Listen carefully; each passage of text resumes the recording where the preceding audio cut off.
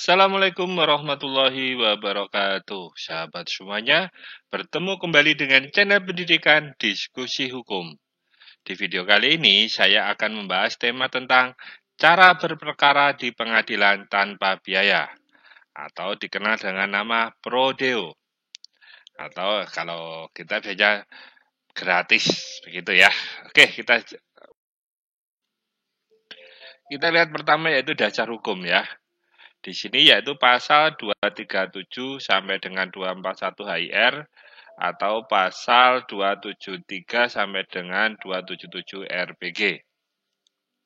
Dan di sini juga diperkuat dari surat edaran Mahkamah Agung RI nomor 7 tahun 2012 tentang rumusan kamar ya.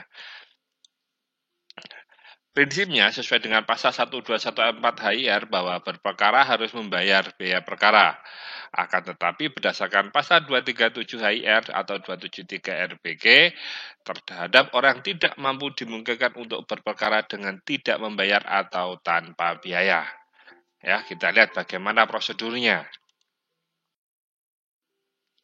Cara mengajukan perkara tanpa biaya diatur dalam pasal 238 HIR atau 274 RPG. Yaitu pihak penggugat yang ingin berperkara dengan tanpa biaya mengajukan permohonan pada saat mengajukan gugatan tertulis atau gugatan lisan. Jadi pada saat mengajukan gugatan yang tertulis atau gugatan lisan, dia sekaligus menyatakan permohonan untuk beracara tanpa biaya, jadi tidak menggunakan panjar biaya perkara ya. Nah, permohonan yang diajukan penggugat tidak boleh pada saat di tengah-tengah pemeriksaan perkara, ya. Jadi nggak boleh pemeriksaan perkara, yaitu pada saat mengajukan gugatan tadi, mau gugatan tertulis atau gugatan lisan.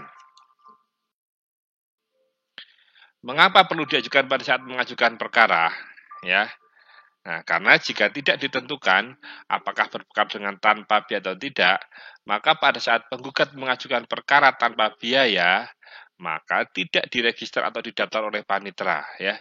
Jadi panjar biaya perkara ini sifatnya wajib karena ada asas beracara dalam perkara perdata dan dikenakan biaya. Kalau sejak awal itu tidak dikenakan biaya tidak ditentukan perkara ini tanpa biaya, maka ketika mengajukan perkara tidak akan didaftar atau diregister oleh panitera. Dengan adanya permohonan perkara tanpa biaya, gugatan tersebut didaftar dan dicatat dalam buku jurnal dengan demikian mendapat nomor perkara dengan panjar biaya perkara nihil. Kemudian diserahkan ke ketua pengadilan, selanjutnya majelis hakim untuk disidangkan guna mendengar tanggapan tergugat. Jadi begini ya penjelasannya ya, karena prinsipnya awalnya itu adalah perkara ini ada dikenakan panjar biaya perkara, maka ketika ada permohonan daftar biaya perkara tetap itu diregister ya, dicatat pada buku bahwa tanpa panjar karena ada permohonan pendaftaran perkara itu adalah nihil, maka panjar biaya perkara nihil. Nah, selanjutnya diserahkan pada ketua pengadilan, tentukan hakimnya untuk disidangkan. Selanjutnya didengarkan tanggapan tergugat. Ya, bagaimana apakah layak atau tidak ini perkara disidangkan dengan tanpa biaya perkara. Untuk pihak tergugat juga dapat mengajukan berperkara tanpa biaya ya. Jadi di sini tidak hanya haknya penggugat, tapi tergugat juga bisa mengajukan permohonan berperkara tanpa biaya. Permohonan perkara tanpa biaya pihak tergugat diajukan pada waktu sebelum atau pada saat mengajukan jawaban. Jadi intinya sebelum jawaban disampaikan. Biaya perkara nanti akan dibebankan kepada pihak sebagai putusan majelis hakim. Oleh karena itu, baik penggugat atau tergugat masing-masing diberi hak yang sama untuk mengajukan berperkara tanpa biaya ya. Jadi dari nanti kan di putusan akhir itu kan biasanya hakim akan menjatuhkan putusan biaya perkara ini dibebankan kepada siapa, dihukum pada siapa, penggugat atau tergugat. Ya, makanya di sini baik penggugat atau tergugat juga bisa mengajukan tanpa biaya perkara. Kalau penggugat sejak awal mengajukan saat mendaftarkan. Kalau tergugat pada saat sebelum mengajukan jawaban, nanti ketika dia dinyatakan kalah, dia bisa tidak dihukum untuk membayar biaya perkara karena tidak dibebankan pada si tergugat. Jika pihak tergugat tidak mengajukan permohonan berperkara tanpa biaya pada saat mengajukan atau sebelum mengajukan jawaban, maka pemeriksaan tetap dilanjutkan dengan dianggap tergugat tidak menggunakan haknya atau berarti nanti siap untuk dibebani untuk membayar biaya perkara. Permohonan berperkara tanpa biaya yang diajukan oleh pihak penggugat atau tergugat dengan disertai surat keterangan tidak mampu dari kelurahan atau desa.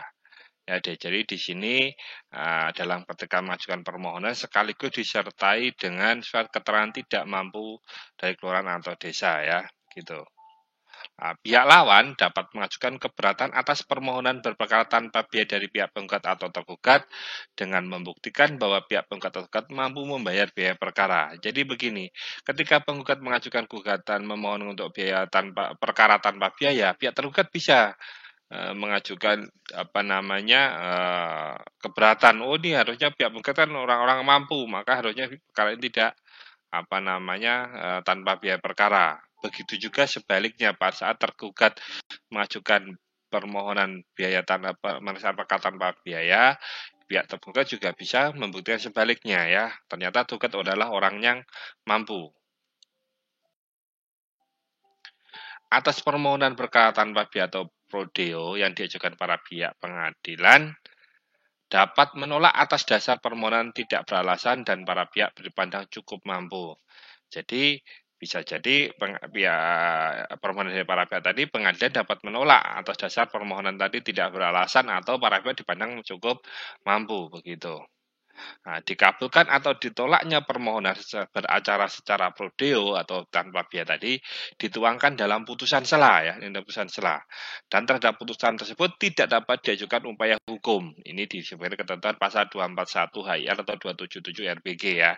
Jadi situ nanti kalau itu ada pembebanan dikabulkan atau tidak perkara prodeo atau tanpa biaya perkara ini ada putusan selanya. Putusan lain itu tidak, jika ada yang keberatan tidak ada upaya hukumnya. Sekarang terhadap upaya hukum tanpa biaya. Jadi upaya hukum di sini adalah banding atau kasasi. Bisa nggak juga tanpa biaya? Nah, permohonan beracara secara prodeo pada tingkat banding dan kasasi harus juga diajukan dalam tenggang 14 hari setelah putusan diumumkan atau diberitahukan pada bersangkutan. Jadi kalau pembanding pada 14 hari, ya kan, setelah saat mau mengajukan upaya hukum banding itu, dia 14 hari mengajukan upaya hukum banding. Kalau terbanding saat dia diberitahu bahwa ada upaya hukum banding itu untuk mengajukan pembebasan biaya perkara atau beracara secara prodeo. Nah, permohonan tersebut kemudian disidangkan untuk mendengar pihak lawan oleh pengadilan negeri dan dibuat berita acaranya. Hasilnya dikirim ke PT apabila perkara banding, ke MA atau apabila itu kasasi. Jadi di sini permohonan ini nanti disidangkan kalau apakah ini layak beracara prodeo atau tidak yang dari pembanding atau terbanding tersebut. Ya, jika dipanggil sidang tidak datang maka permohonan menjadi gugur ya. Ketika di sidang panggil untuk beracara tidak datang ya berarti dianggap gugur. Nah, Pengadilan Tinggi atau MA akan mengeluarkan penetapan dikabulkan atau ditolak atas permohonan banding atau kasasi tanpa biaya tersebut ya. Tadi pemeriksaan tadi yang dilakukan Pengadilan Negeri tadi, permohonan beracara tadi tanpa biaya dikirim ke Pengadilan Tinggi atau untuk banding, MA untuk kasasi. Lah disitulah akan ditetapkan dikabulkan atau tolak ya banding atau kasasi tanpa biaya tadi. Nah, penetapan PT atau MA tersebut diberitahukan oleh jurusita pengadilan negeri kepada yang bersangkutan. Selanjutnya, penetapan dikabulkan atau ditolaknya permohonan banding atau kasasi tanpa biaya tadi diberitahukan kepada para pihak ya oleh pengadilan negeri. Nah, tenggang waktu mengajukan banding atau kasasi adalah 14 hari setelah pemberitahuan penetapan tersebut di atas. Jadi, banding atau kasasinya itu adalah 14 hari setelah adanya penetapan dikabulkan atau ditolaknya permohonan banding atau kasasi tanpa biaya tersebut. Oke, itu tadi penjelasan dari kami. Terima kasih setelah menonton video ini. Jika ada masukan atau saran serta pertanyaan silahkan disampaikan di kolom komentar. Kami akan berusaha menjawab semua pertanyaan yang Anda sampaikan. Sampai bertemu kembali di video kami yang akan datang.